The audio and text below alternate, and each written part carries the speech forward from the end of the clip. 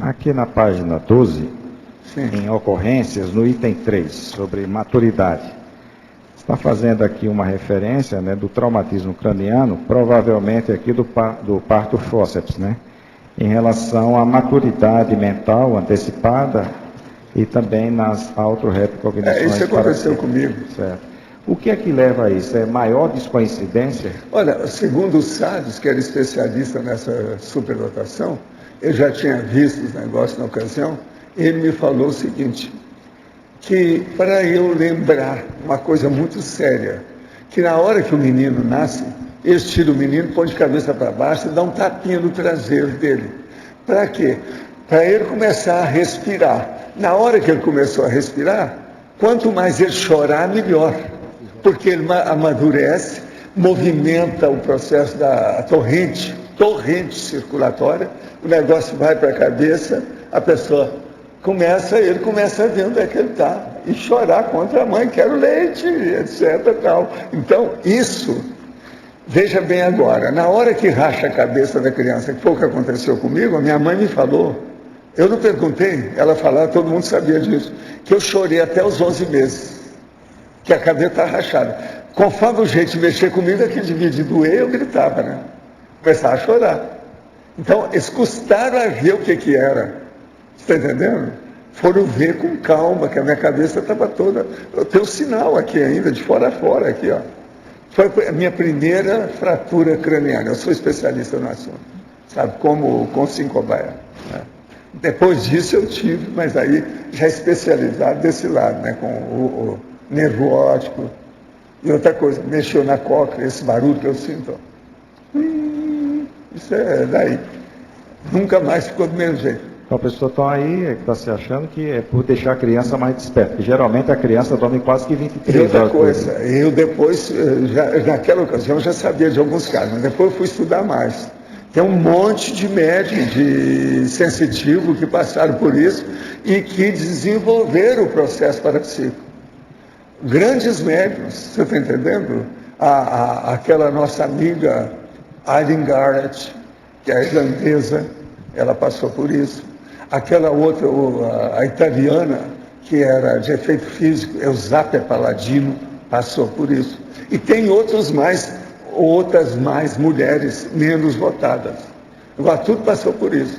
Agora, o meu caso, por exemplo, o negócio de eu chorar, com o tempo, a minha própria mãe falou assim, não, o menino aí, ele sabe tudo, é bobagem. Foi por isso que ela começou a ensinar para mim as coisas, eu fazer a correspondência toda da casa, das coisas que precisava, porque naquela ocasião, numa cidade igual aquela, que não tinha telefone, não tinha nada disso, o correio era essencial, você está entendendo? Para tudo.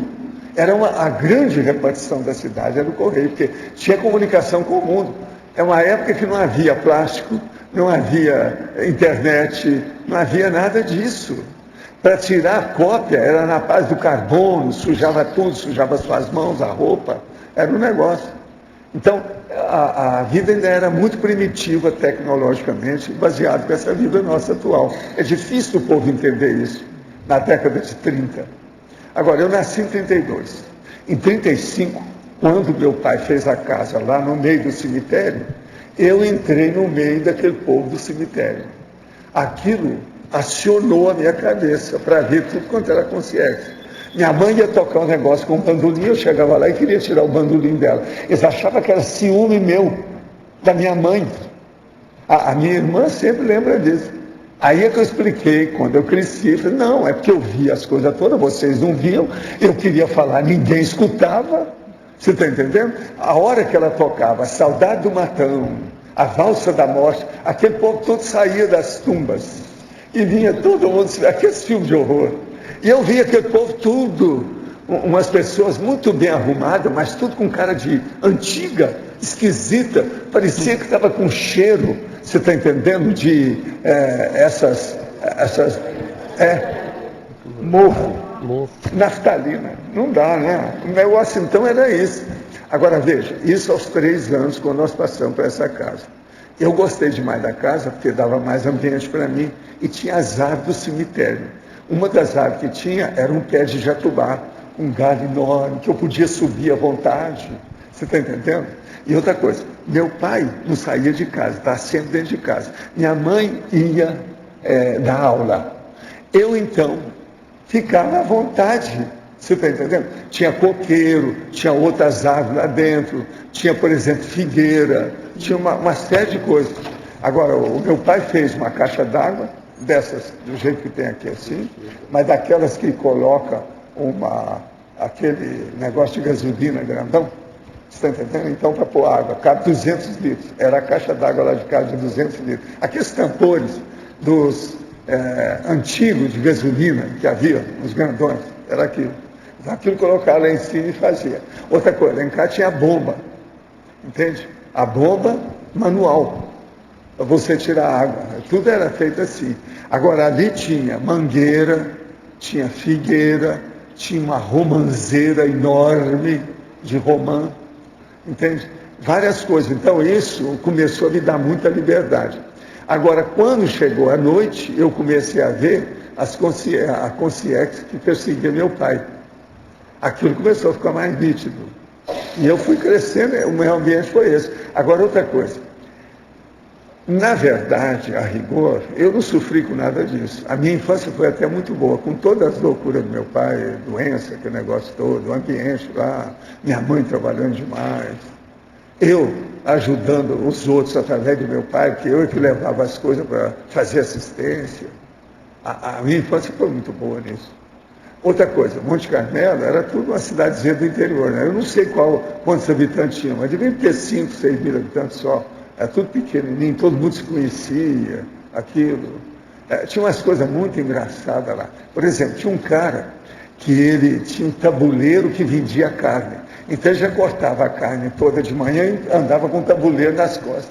De casa em casa, já sabia quem é que ia comprar. Então ali ele deixava 1 quilo de carne, outro quilo de carne. Você está entendendo? Tinha umas coisas assim engraçadas. Outra coisa, lá em casa, como todas as outras casas, de vez em quando eles compravam. Não, nós queremos um centro de laranja. Então eles mandavam 100 laranjas dentro de um saco, a coisa toda. Você tinha que arranjar um lugar, colocar numa bacia para chupar laranja. Toda a família chupava laranja através do centro de laranja. Esse centro eu nunca mais vi. Você já viu centro de laranja? A pessoa comprar ou vender centro de laranja. Isso era comum na minha terra. Em compensação, carne era mais difícil, até galinha era difícil. O que era mais comum era porco. Muita gente criava porco, matava porco e fazia banha através de uma prensa. Eu cuidava dessa prensa desde pequeno com meu pai, para fazer o processo da banha, entende, para cozinhar. Aquilo de tantos em tantos meses, eles matavam um porco para fazer o negócio da família. Agora, isso é que foi a minha infância toda.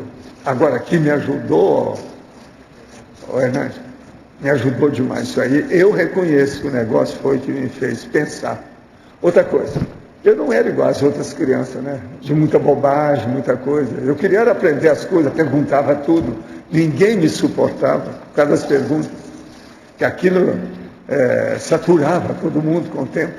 Então a pessoa que às vezes gostava de mim, às vezes era aquela pessoa que não sabia nada. Entendeu? Então essa eu não podia responder mesmo. Então essa eu gostava. Tinha um cara que era eletricista, chamava Vlad, e trabalhava nos postos de eletricidade da cidade. Entende como é que é? Então, aquilo ali, ele não sabia muito, ele só sabia mexer com aquilo. Então eu perguntava as coisas, eu falava assim, não, vamos estudar. Vamos estudar. Porque eu não sabia nada, ele nunca respondia nada que eu perguntava. Esse era meu amigão. E outra coisa, eles me davam apelido para tudo devido ao meu processo. Tudo que vocês pensarem de apelido, eu tinha. Mas o meu apelido oficial era Zuzu. Porque eu estava na mão da minha mãe, na época que eu chorava, e eles começaram a falar uma coisa, quando eu comecei a falar Zuzu, Zuzu e etc., eles pensaram que eu estivesse falando Jesus Cristo ou qualquer coisa.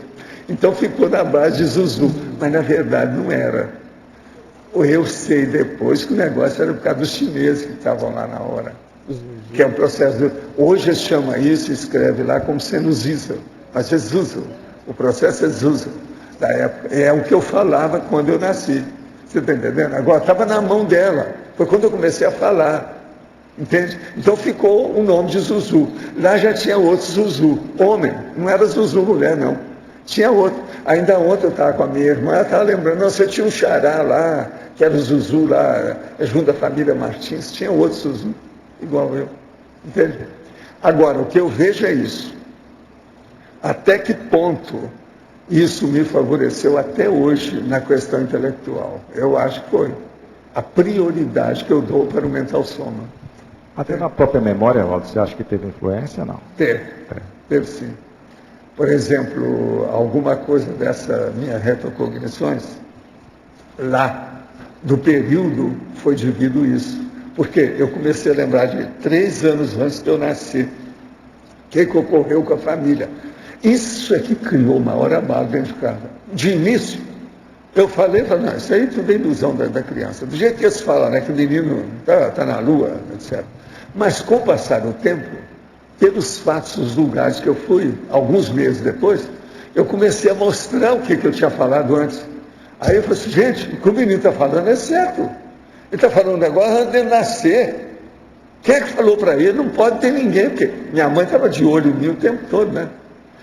A minha irmã já estava até estudando, às vezes, fora, nessa ocasião, não estava nem lá. Então ela podia cuidar de mim, quando ela não estava dando aula, o tempo todo. Você está entendendo? Então ela via tudo, como é que eu era, quem conversava comigo, como é que é, a situação toda. E eu comecei a falar coisa antes de nascer, mas falando como é que era a cara da pessoa, tal, isso e aquilo. Aí eu falei assim, não, ele está falando é do Tula. Era um cara que chamava Tula, que era mais ou menos aparentado a arte do lado do meu avô, entende? E como é que é? E eu fui descrever como é que era a casa dele, as coisas que haviam, e a casa toda. Eu falei assim, não, isso aí não é possível, de cara, né? A hora que nós chegamos lá, que eu vi umas árvores, que era tudo igual, eu falei assim, as árvores estão aqui, cadê a casa que estava aqui? Aí eu falei assim, bom, é essa que o menino falou, realmente tinha a casa. Eles desfizeram a casa para fazer a casa lá em cima, para poder fazer irrigação e melhoria da terra, para poder fazer plantação, tirar a casa do lugar.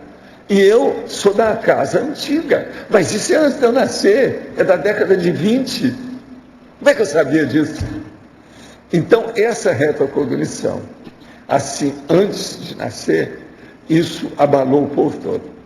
A partir daquilo, eles começaram a me dar valor. Quando eu já tinha 9 anos, que aconteceu o negócio do meu irmão, que eu saí do corpo, minha mãe, meu pai, tudo já admitia as coisas que eu fazia. E outra coisa, eu usava muito os processos de desenho para mostrar as coisas. Sabe, aquilo que me chamava a atenção. Isso tudo clareou muito a minha infância. Agora, eu sou obrigado a reconhecer, né?